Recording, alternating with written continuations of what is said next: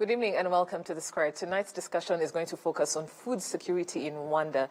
More specifically, we are going to look at interventions to prevent post-harvest losses, as look at preventions to also ensure that there is no food waste in the country. We are also going to look at urban agriculture in the bid to head up urban insecurity that is a result of rapid urbanization, not only across Rwanda, but across the continent as well.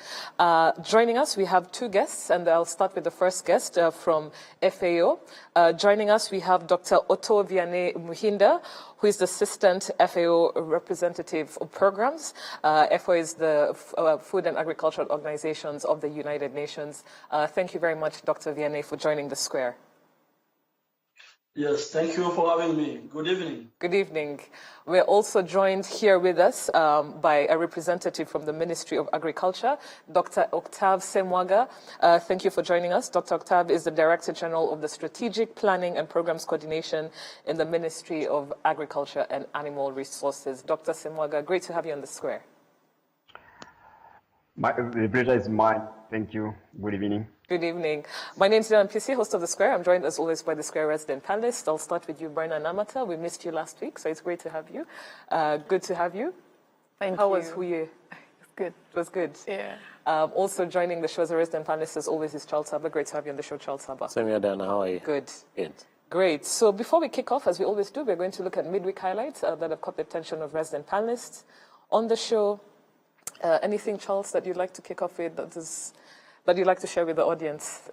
Yeah, quite a number of issues happening left, right, and center. But one particular one that caught my attention, talk of the town, is the government of Rwanda accepting that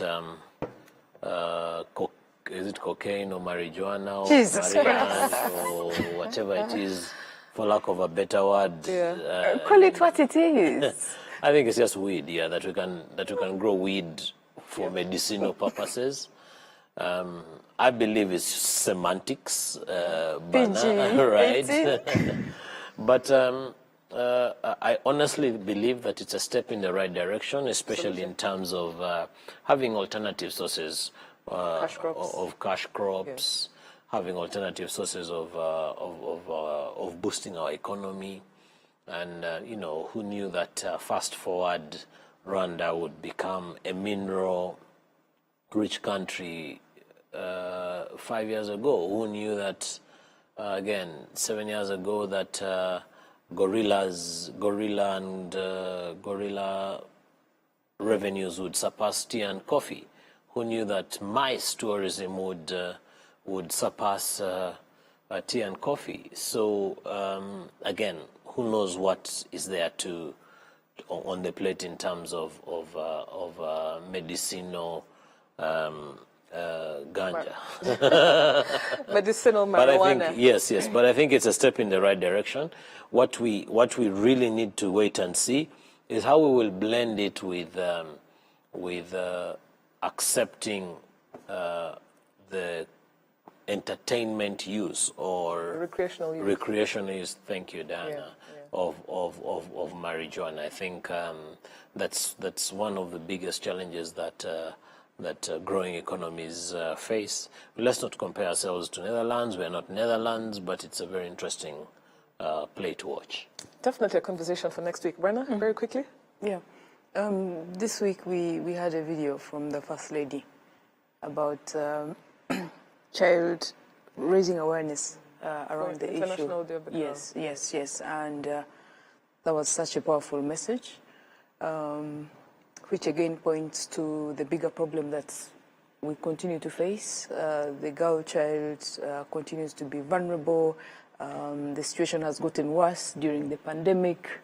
We know that. And as schools plan to reopen, we know the girl child will still face unique challenges. So it will be good to see a lot of effort being put in terms of addressing the specific needs of the girl child. Absolutely. I watched the message as well. Really powerful message from the First Lady on the International Day of the Girl. Thank you very much for your midweek highlights. I'd like to thank our guests once again. Thank you very much to our doctors Mr. Otto Vianney, as well as Semwaga. So the first question is to do with food security and waste. Food security and waste is something that Rwanda has really improved at, especially with regards to food security over the years. It has made tremendous progress, and the rate of food security grew from 48% in just 2006 to 81% in 2018. Nonetheless, issues still persist. And if you'll allow me to read a 2020 World Bank Food Smart Country Diagnostic report stated that 40% of food in Rwanda, of total food production, or 3 million tons of food, is either lost or wasted every year. So what are the main causes of this? If you can start by telling us what are the main causes of this and what interventions can we adopt to prevent post-harvest losses, as well as the waste of food. And I'll start with you from Ministry of Agriculture, Dr. Semwaga. Thanks a lot, Diana. Good evening, everybody. Indeed, the food loss is it's really a problem worldwide, because the estimates are like we are just losing something like 400 billion USD worldwide, and in Africa the loss is around 4 billion per year. And then the post-harvest losses, they occur indeed in various areas of the value chain. Indeed. So they can occur when farmers, for example, they plant seed which will not mature at the same time. Some they can mature early. Those ones then they are going to be indeed left on the field. Others they can mature late, and so those ones which mature early, they could even rot in the field. And the other part is the part of the drying, for example. When you dry and you do not use the drying equipment, you find there is some waste. And then we do have also the problem after exactly the post-harvest, after the drying and the threshing. We have some grains which are broken normally when it is not used the proper equipment. The winnowing, the cleaning, the shelling. So all that makes, brings the farmer, or that bring farmers to lose the produce. The other side, which is also critical and very critical sometimes, it's like transport. For example, for some crops, like if we are talking of tea, for example, the tea, if the transport takes long, you will find that, for example, the factory will not process that because the quality is no longer there. And the other side, also on the grains, we have a lot of, the storage side, you have a lot of waste at the grain, in the storage, and also in the processing, when we do not use the proper equipment. You find, for example, for coffee, when we used to use those small machines, the beans were broken, then we were not able to sell them, even abroad. And even for rice, when we used to have those small machines, we were not able to. So you find at a certain time there are losses in the field, in the transport, in the selling points, in the threshing. So then it's really a critical thing. That's why the government of Rwanda, through the Ministry of Agriculture, has taken several measures. The first one is, first of all, to have the strategic orientation. After the CIP, the Crop Certification Program in 2006, in 2007 already the Ministry of Agriculture developed a post-harvest strategy. That post-harvest strategy, which was even renewed in 2011, and even now we again also updating it.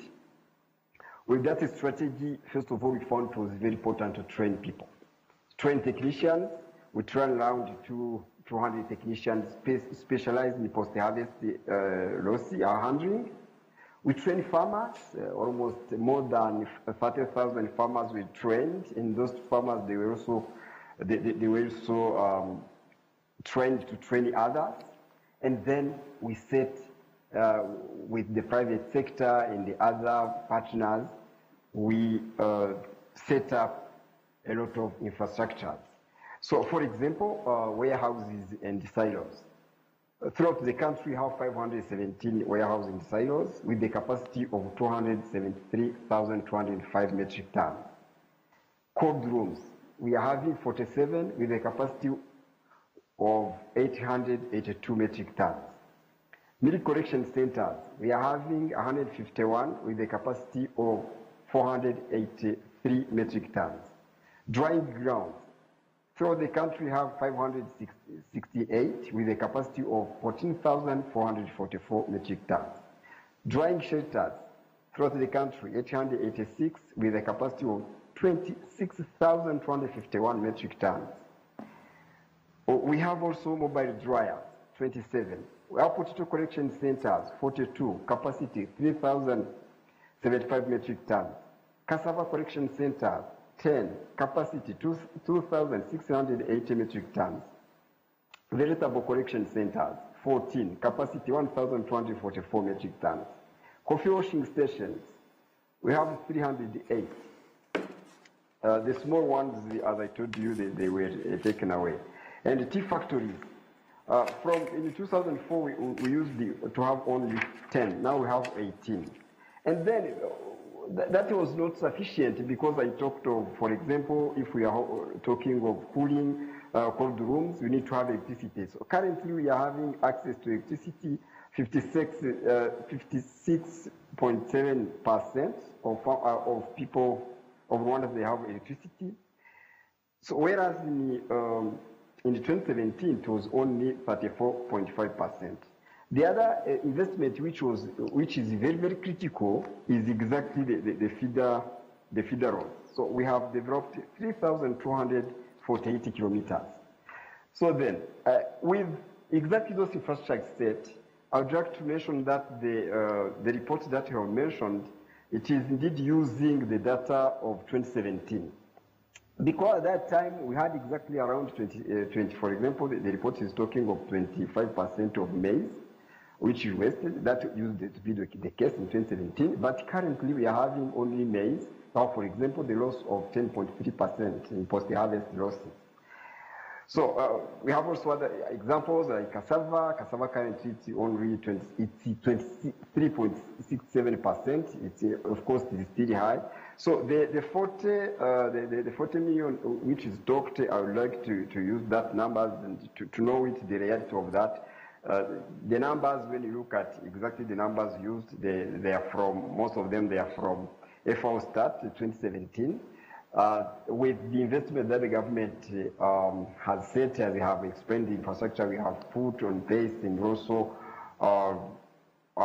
soft infrastructure also created, the people who were trained in the other ways, the post-harvest losses are no longer at the same magnitude, although we need even those ones to continue cutting them. Thank you very much. Thank you very much. Those are impressive figures, and you clearly came, armed to the teeth with the information from the ministry. Definitely good work that the ministry is doing. Before I go to our next guest, I'd like to hear from our guest panelists. Berna, based on the show tonight, the reason why we're here, would you like to add to what Dr. Semwaga has just told us? I wouldn't have anything to add. I think. Or comment, rather, sorry. Yeah. Just to put perspective about, when you talk about food insecurity, the face of food insecurity is rural. It is vulnerable or poor household, and mainly it will have a female face. Absolutely. So when we talk about food insecurity, let's think about that. That's one. Two, I feel that given that picture, of what the face of food insecurity, we cannot just talk about interventions in agriculture as sufficient. And I think for me, even when I was preparing for this, I was thinking maybe we should have had someone from the local government and someone from the Ministry of Health, because we're discussing food insecurity. and I will explain why. We know, for instance, from research that food insecurity is not just about food. It is a function of many other things, one including income. So if someone, for instance, is depending on subsistence agriculture, and generally I think most Rwandan farmers practice subsistence agriculture. If you have flooding, just, within 1 month, this person who may have been food secure in the last maybe 1 month or so would suddenly become food insecure. Why? Because most likely this person does not have any other source of income, to for instance, be able to buy food. Secondly, food insecurity also has a component of health. For instance, if you are in a household without proper sanitation, without access to clean drinking water, that home will have problems, all sorts of diseases, including diarrhea.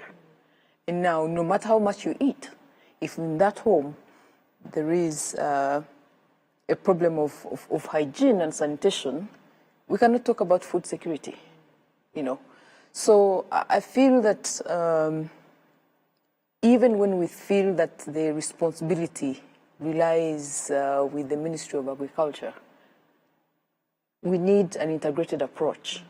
And we see this even in the numbers, because if you look at the World Bank report, I think what is also clear is that we still have issues around malnutrition, for instance. You have issues around malnutrition, and we still, I think the report cites about 19%, Rwandans that are facing the risk. Now, we know today with the pandemic, the situation is going to get worse.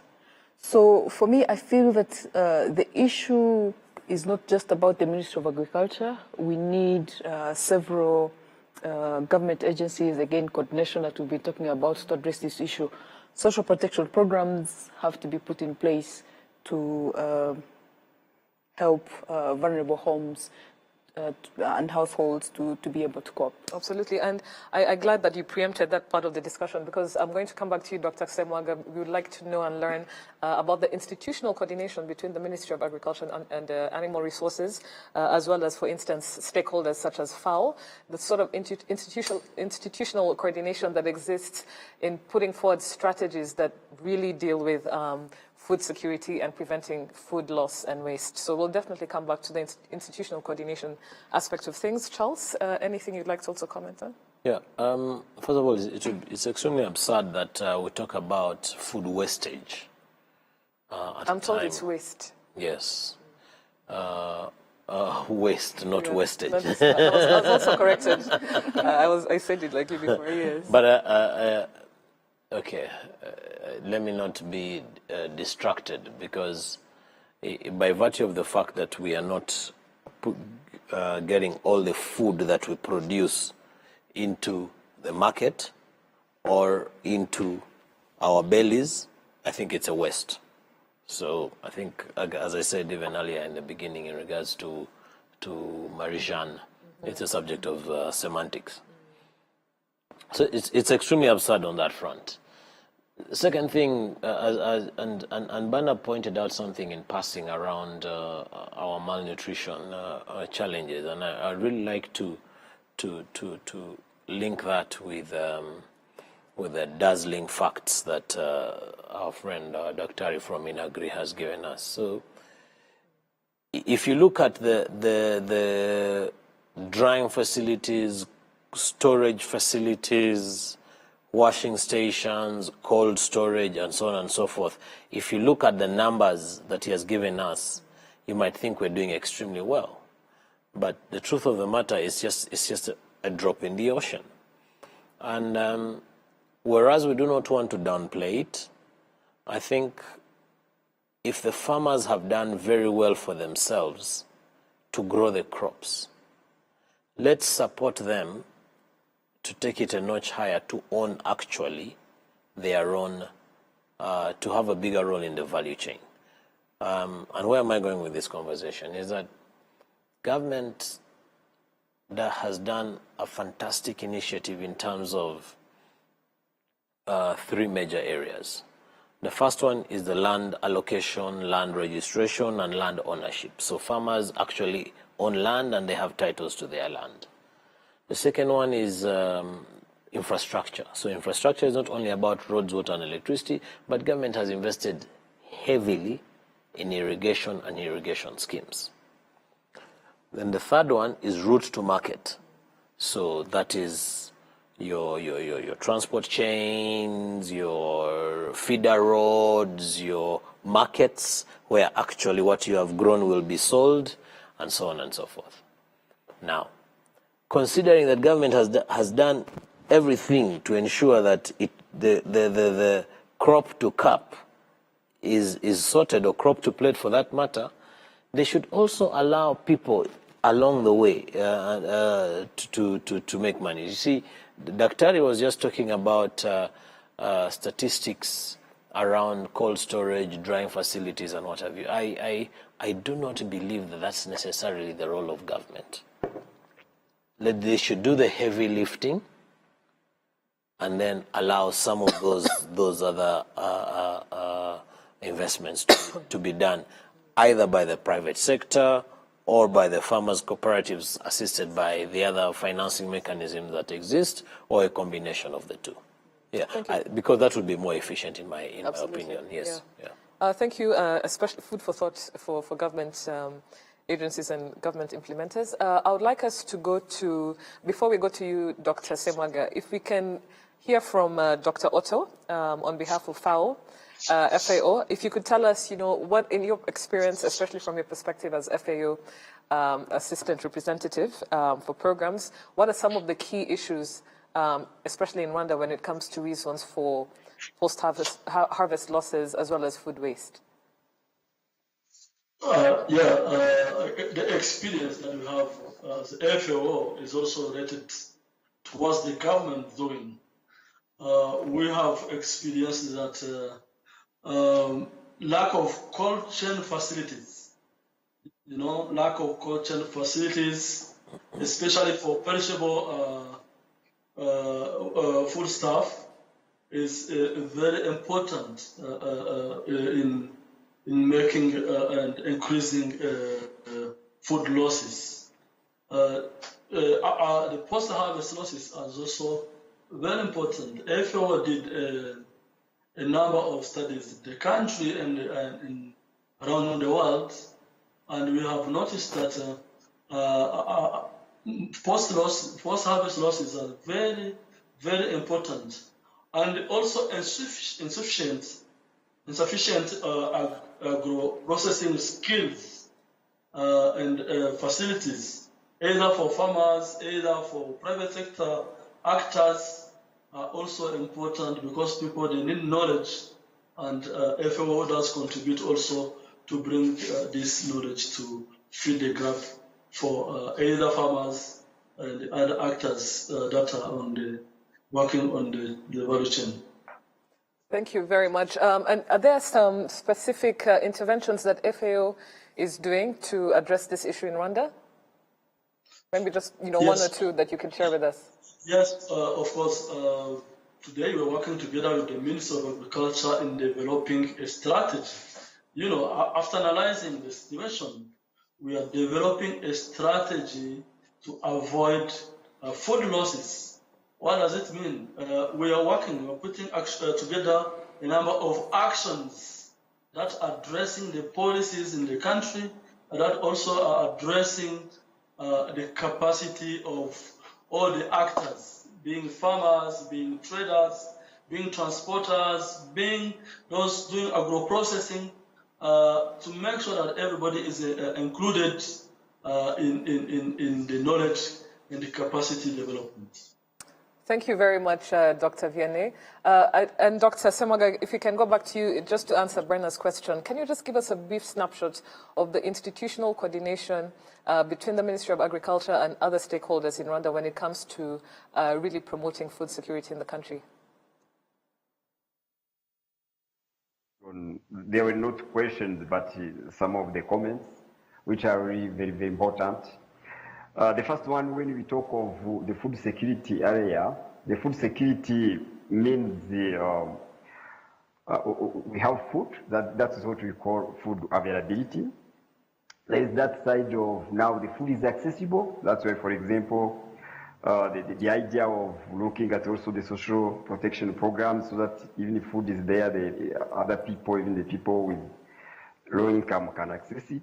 The other side is the stability of the food, where exactly we need to do not have, for example, 1 month of drought and the farmer they start starving. Here, what we are doing, for example, to deal with this issue, one of the activities that we carry out, for example, we have brought on board the agricultural insurance. The other side, also the food utilization. This is what was mentioned with the nutrition side of the food, where exactly we need to have other stakeholders to come on board to make sure that exactly kids they have water before eating. They have to wash their hands, and then also they are not indeed feeding worms, but they are feeding exactly themselves. So that was very, very important. Something that I wanted to mention before I go to that question of sector coordination, it is the part of exactly these infrastructures that I've talked of, the mobile drying, the warehouses, and what. Most of them indeed they belong to, they are not all of them for the government. Most of them they belong to private people, to cooperatives. Only ourselves, because we are looking at how exactly we can make sure that the produce, the agricultural production in Rwanda is well kept. We even work with the private sector, we sensitize them so that they can invest. But it is not. It should not be understood like all of those infrastructure were put on board by the private, I mean the government. So for institutional coordination, as well stated, it's very important that you have to coordinate. That's why, for example, in my opening, when I intervened lastly, I mentioned even electricity, I mentioned even feeder roads. So those are they are important stakeholders. We do have what? We do have exactly, first of all, at the sector level, we have what you call agriculture sector working group, composed by the sister institutions, like, for example, Ministry of Infrastructure, like, for example, Ministry of Environment, Ministry of, for example, Rwanda. They are part of the agriculture sector working group. And then there also, we do have also the development partners, like FAO, for example. They are there. We have the members of the civil society, and also farmers organizations. They are there. Then what we do is that the agriculture sector working group, we plan together. We plan together. For example, on 20th, we are going to have a big meeting to prepare the next financial year, 2021-22. On 20th, we are going to have that, and then we plan together. We agree on what we are going to do. We have joint mihigo, and the joint mihigo, each stakeholder has what he will be, or she will be, each institution what will be delivering on, what the Ministry of Agriculture will do, what the Ministry of Local Government will do, and then we continue also evaluate together. Every time we evaluate together, and you see that. So then, that institutional coordination, through agriculture sector working group, and also other forums at the sector level, but also we have, for example, we have also economic cluster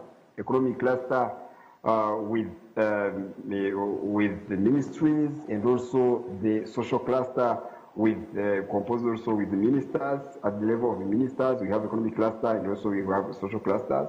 And those forums, they permit exactly the sector coordination, so that we make sure each institution is bringing the contribution to make sure that exactly the food security is attained, not through the work of Ministry of Agriculture alone, but also through the combined effort. Thank you. Thank you very much. It seems the Ministry of Agriculture is doing a lot of work. I mean, I know we're an agrarian-based economy, but the figures that you've told us, the institutional coordination, the clusters, and that sort of thing, surely this is not a problem then. We should be having at least, before 2030, food security, according to the UN SDGs, is something that Rwanda surely should have achieved. The next question, I just want us to go a bit continental, and I'll address this question to start with to you, Dr. Vianney, and just looking across Africa and asking ourselves a question. And this question is to do with food security across the continent. So 2019 State of Food Security and Nutrition report by FAO, by your organization, indicated that 31% of nearly 821 million people who are hungry worldwide come from sub-Saharan Africa. So Africa literally is importing more than it should be producing. And the question is, why is it that a continent that has 65% of the world's arable land is failing to feed itself? And that question is to you generally. What are your theories on this and how can this change, Dr. Vianney? My feeling on that is that Africa has the potential to produce enough food for itself. We have the best land, good lands and soil, but I think the problem today is that the food systems in Africa is not sustainable. How we produce, how we trade, how we distribute, how we reach everyone who needs food. This food system is not sustainable. We need to invest much in production, what we do well, but when it comes to distribution, how everyone access food, that is the big problem. Trade could help in solving this. In some areas, we can also notice that conflict, impact of climate change in some areas. You have seen what happens last year, even this year in the southern part of Africa. A lot of drought have really impacted the production and how farmers have suffered because of the drought. So those are the causes, those are the problems that are still in Africa. A big part of the northern Africa is semi-desert. So they don't produce enough, but if we develop good system of trade, a part of Africa can transport food to another part of Africa and cover the continent. We still have also problems of pests and diseases, crop pests and diseases. You have seen what happened last year with the 4-army war, last 5 years with the 4-army war.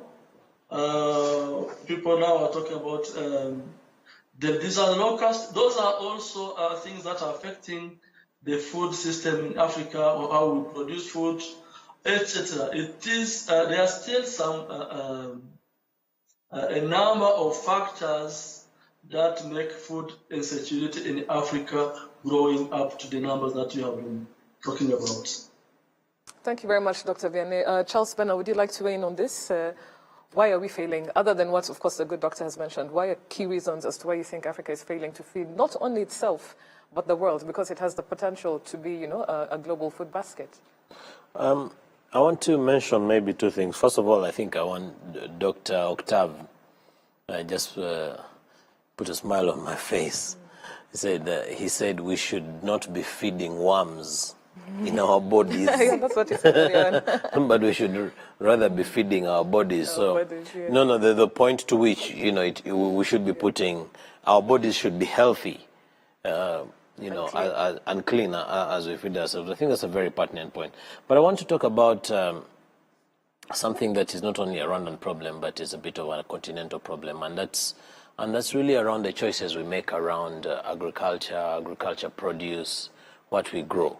Now, it is very, very easy for, and then I'm going to just say this for argument's sake, because the Ministry of Agriculture is here, even if they're not necessarily the ones who would make that call, to say that because there are many potato growers in Nyabihu, and we have a lot of potatoes that come from that area, and therefore we should encourage a local breed of potatoes. That because we have a lot of cattle in Mutara and we have very many cattle keepers, therefore we should encourage this. Because we have a lot of maize that grows in this part of the country, we just for argument's sake, therefore we should encourage the local breed. Now, one of the biggest issues that I know keeps recurring year in, year out is around the varieties that we grow. We are very hesitant, not only as a country, but as a continent, towards external influence on the right varieties. For example,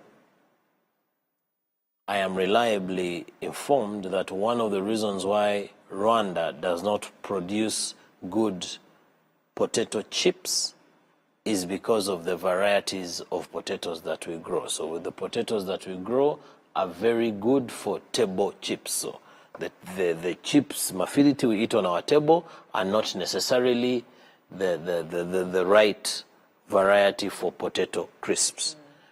And the same example will be given for all other foods that you think about. So we will tend to be driven by the politics of promoting homegrown, and we forget that there's actually another bigger picture, that people actually have to put food on their table. People have to create bigger impact.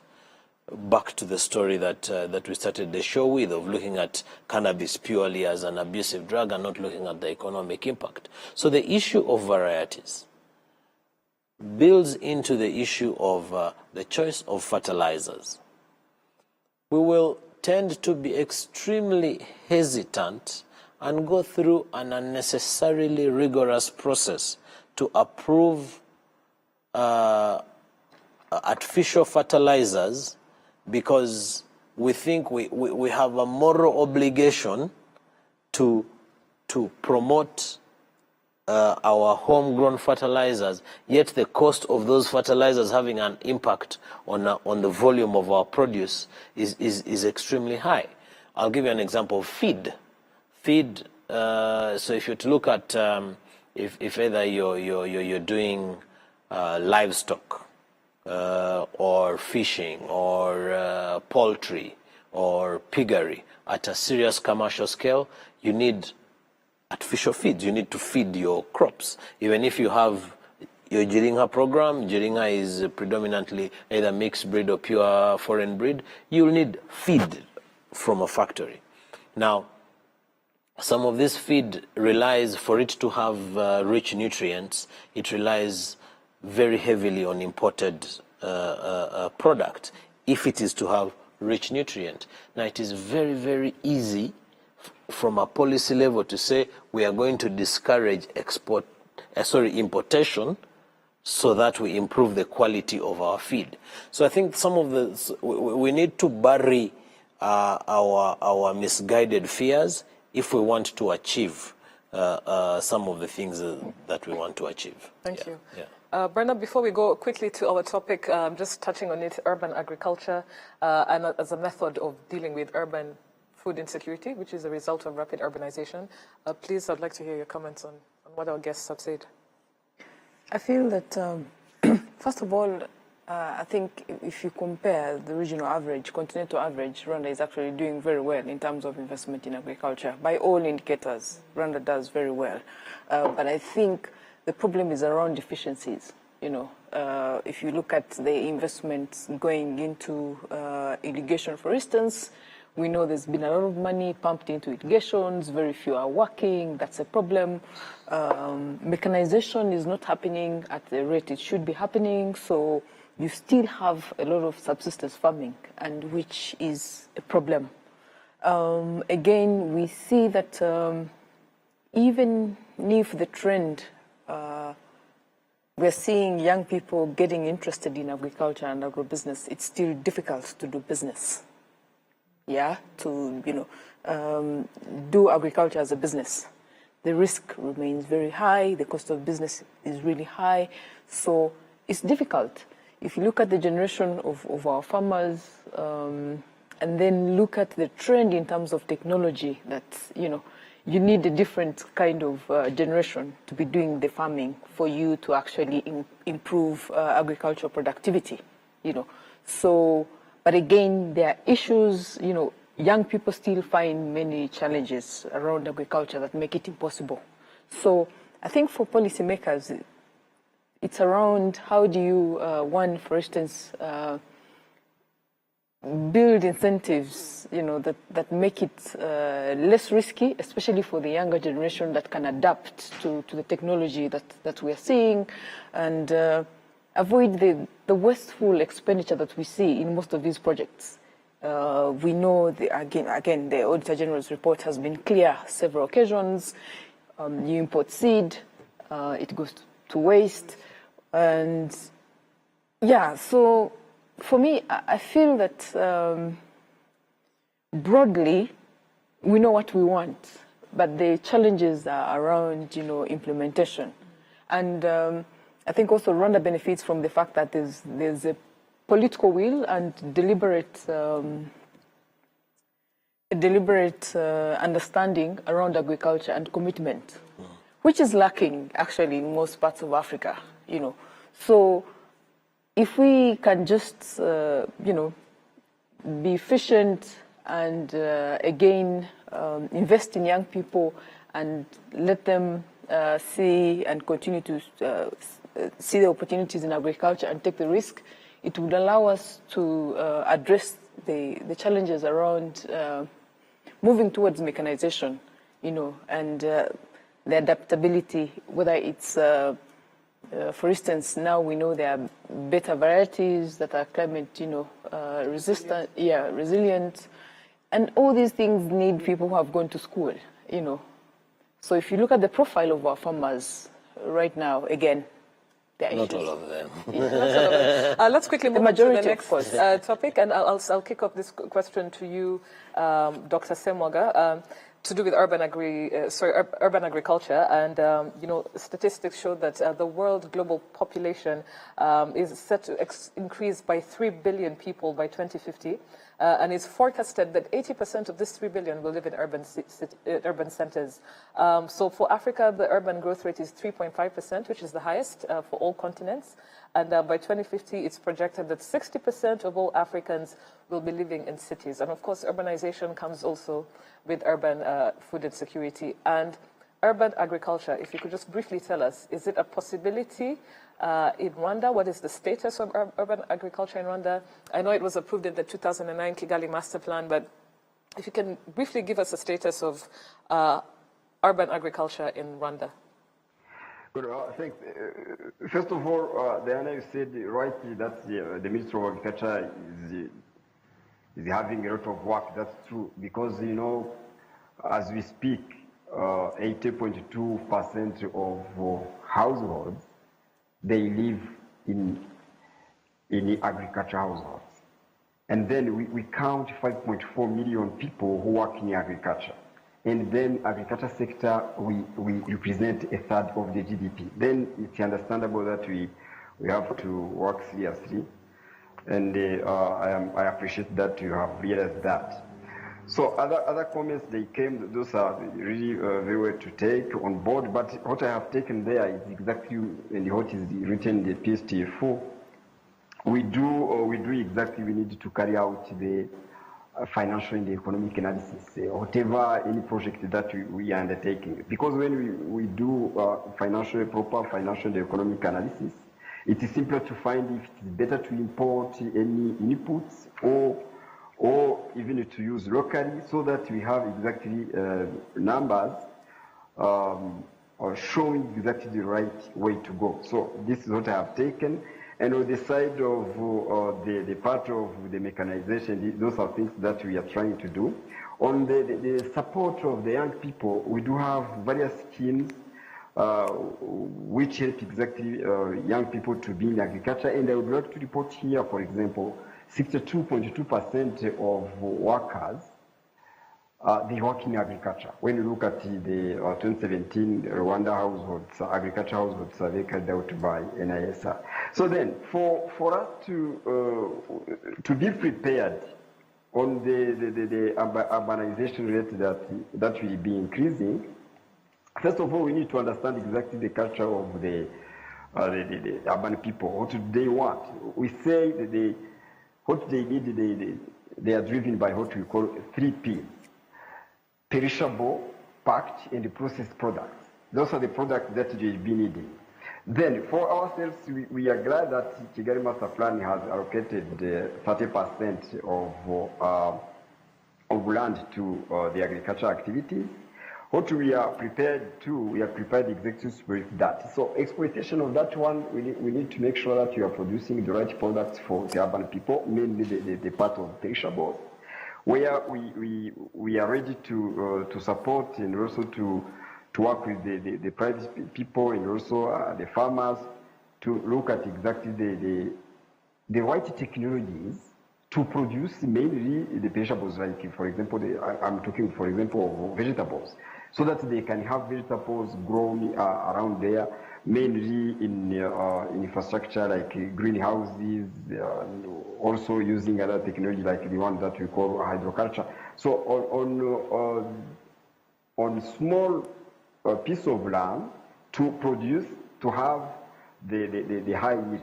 This is how we are talking of. So otherwise, when you are talking of the current agriculture, the way it is practiced in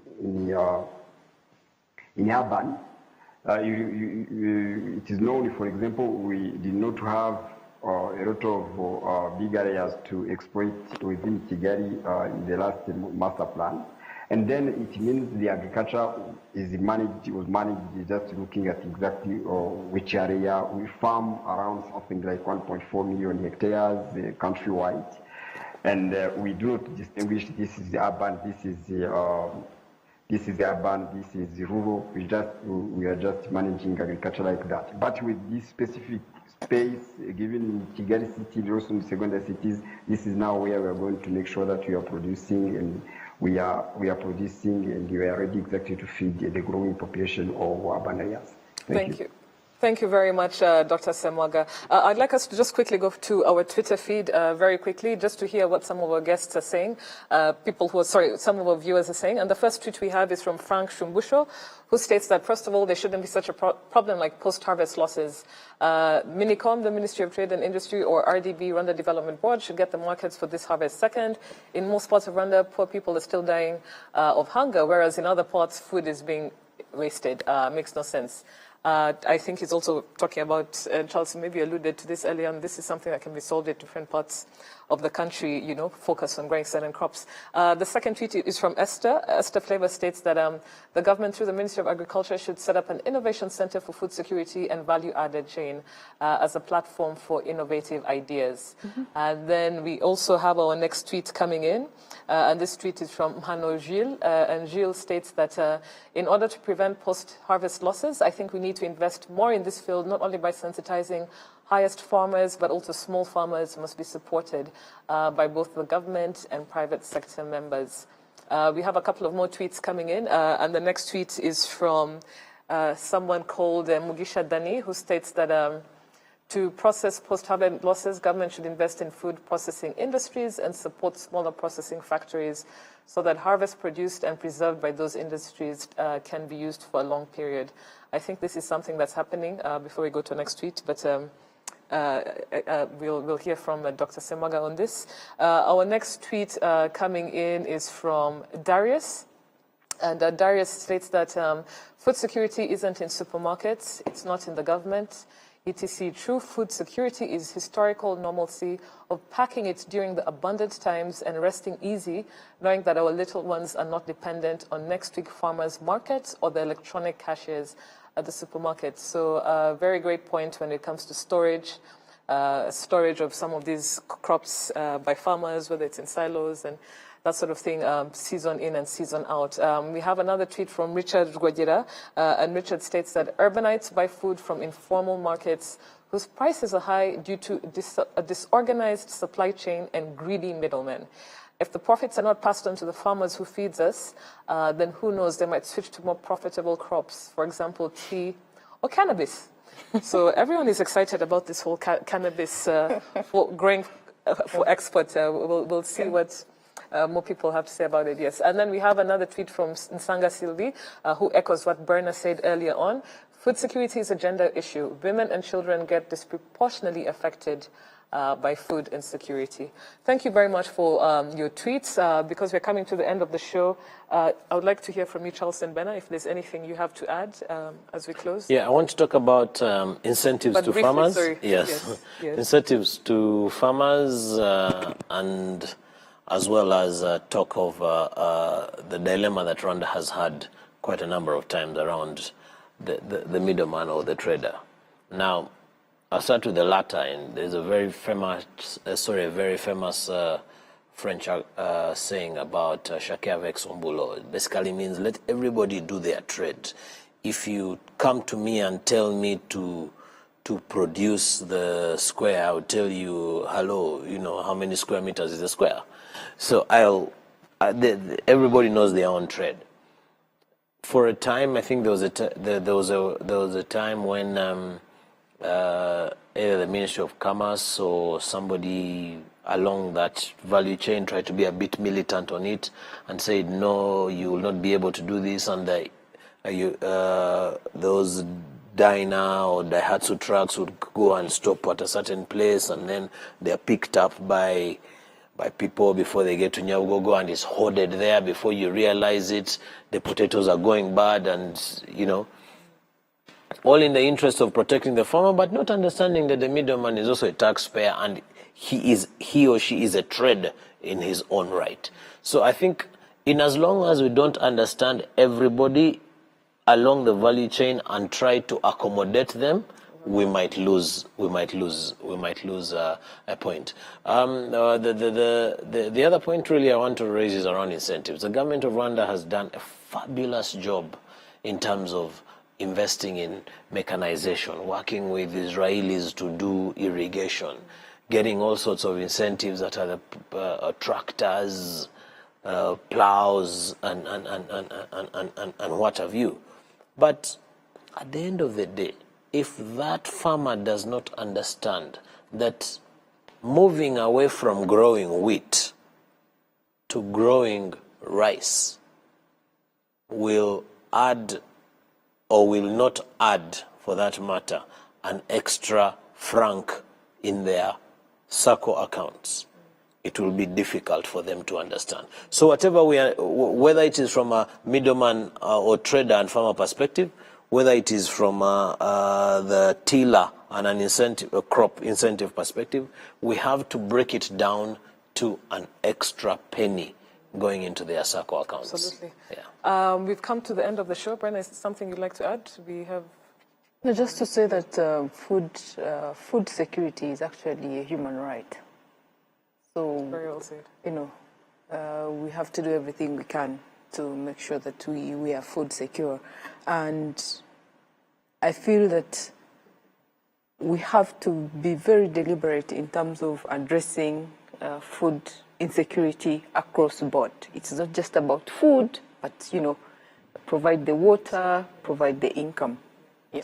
Thank you very much. We've come to the end of the show. Unfortunately, Charles, I will definitely give you time next week as much as possible. But I'd really love to say something around urban culture and the new master plan. Okay. Yeah, just one in less than a minute. The new master plan is creating amazing opportunities, and I'm looking at especially where the former industrial zone in Gikondo has been moved, and I look at places like what Chinyinya is doing with growth of vegetables and what have you. I think this country has a huge opportunity. I hope whoever listens can listen in terms of being a model of urban agriculture. Fantastic. Yeah. Thank you. That was really short and sweet and under a minute. I would like us to just go to our guests, if you could have them on screen, to our doctors. Dr. Semwaga, thank you very much for accepting our invitation on behalf of the Ministry of Agriculture. Thank you very much for joining the show tonight. Thank you so much. To you, Dr. Muhinda Vianney, thank you very much on behalf of FAO. Thank you for joining the Square tonight. It's been a privilege having you. Okay, thank you so much. And thank you too. Thank you. To our guests, keep the conversation going using hashtag the Square RW, and to our partners, Uzi Collections and Bourbon Coffee, thank you for always supporting the Square. Have a good night. See you again next week. Goodbye.